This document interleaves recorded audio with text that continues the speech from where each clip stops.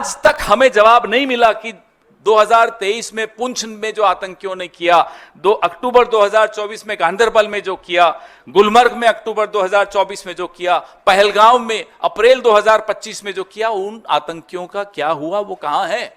आज तक जवाब नहीं मिला कि सीजफायर किन शर्तों पर हुआ। आज तक जवाब नहीं मिला हाफिज सईद, अजहर मसूद बच के कैसे निकल गए। क्या सीजफायर की शर्तों में इन्हें वापस लाना है या नहीं है? कोई जवाब नहीं। जवाब मांगो, सवाल पूछो तो ये डायलॉग आते हैं आपके पास। पिक्चरें हम सबने देखी है साहब, हमारा सारा बचपन पिक्चरें देखकर गुजरा है, लेकिन गंभीर विषयों पे गंभीर चर्चा होनी चाहिए या पिक्चरों के डायलॉग होने चाहिए? पूरी विदेश नीति ट्रोल्स को आउटसोर्स कर दी, पूरी सुरक्षा नीति ट्रोल्स को आउटसोर्स कर दी, पूरी आंतरिक नीतियां जो है, राजनीति जो है, राजनीतिक विमर्श जो है, ट्रोल्स को आउटसोर्स कर दिया। ये उसका नतीजा मैं आपको बताता हूं क्या हुआ पिछले 10 घंटों में। क्या हुआ विदेश नीति का, मैं आपको एक ज्वलंत उदाहरण देता हूं। कुवैत ने पाकिस्तान से वीजा की रेस्ट्रिक्शंस, जो रोक थी, वो हटा दी। ये अभी कल हुआ है।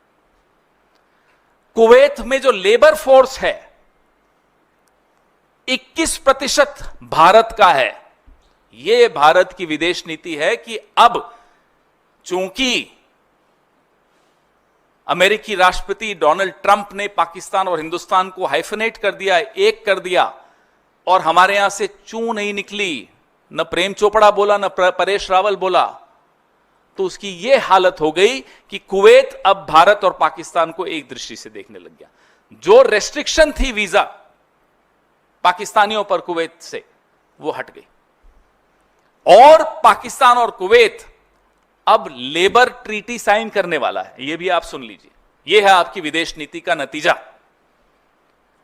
एक और उदाहरण देता हूं, यह अभी पहलगाम के बाद ही हुआ है।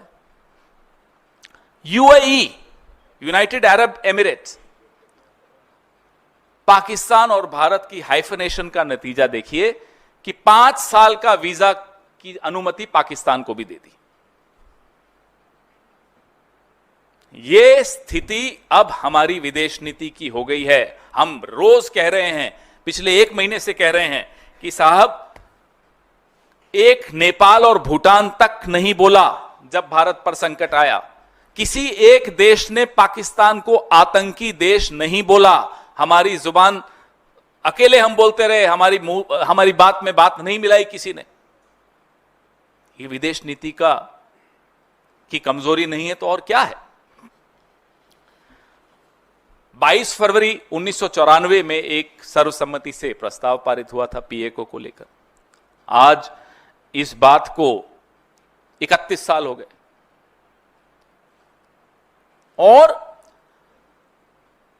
इस 31 सालों में बहुत कुछ बदला है, बहुत कुछ हुआ है, लेकिन जो मई 2025 के इस द्वंद्व में मालूम पड़ा, वो बहुत चिंता का विषय है कि कैसे चीन और पाकिस्तान एक होकर टेक्नोलॉजी के माध्यम से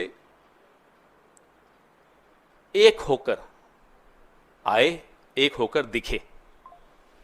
इससे ज्यादा खौफनाक और क्या हो सकता है कि हम इसके लिए तैयार नहीं हैं। हम इस बात को एड्रेस नहीं कर रहे क्योंकि ट्रोल्स को समझ में नहीं आता। सब कुछ तो ट्रोल्स निर्णय लेते हैं। हमारी नीति क्या है, हम इसका कैसे जवाब दे रहे हैं? हम हाइफनेशन होने दे रहे हैं, हम अलग थलग होते चले जा रहे हैं विश्व समुदाय में। अभी कल ईरान ने खुलकर पाकिस्तान को बोला, और ये वही ईरान है जिसके खिलाफ आपके ट्रोल्स टीवी पे, जिनको ये लोग भेजते हैं एक्सपर्ट बना बना के, आपने देखा पिछले 1 महीने में उस एक ट्रोल नहीं, अनेक ट्रोल हैं, ईरान के ऊपर कितनी भद्दी टिप्पणियां की। ये वही ईरान है जिसमें दशकों की मेहनत सरकारों ने की, कांग्रेस की सरकारों ने की और सरकारों ने की, कि आज भी वो पाकिस्तान को खुलकर उसने चुनौती दी कि आप आतंक को शरण देते हैं। और कोई, न नेपाल न भूटान, छोड़ दीजिए, कोई नहीं आया। तो ये सब बहुत गंभीर विषय हैं जिनको मुझे नहीं लगता कि सरकार बहुत गंभीरता से इसको एड्रेस कर रही है।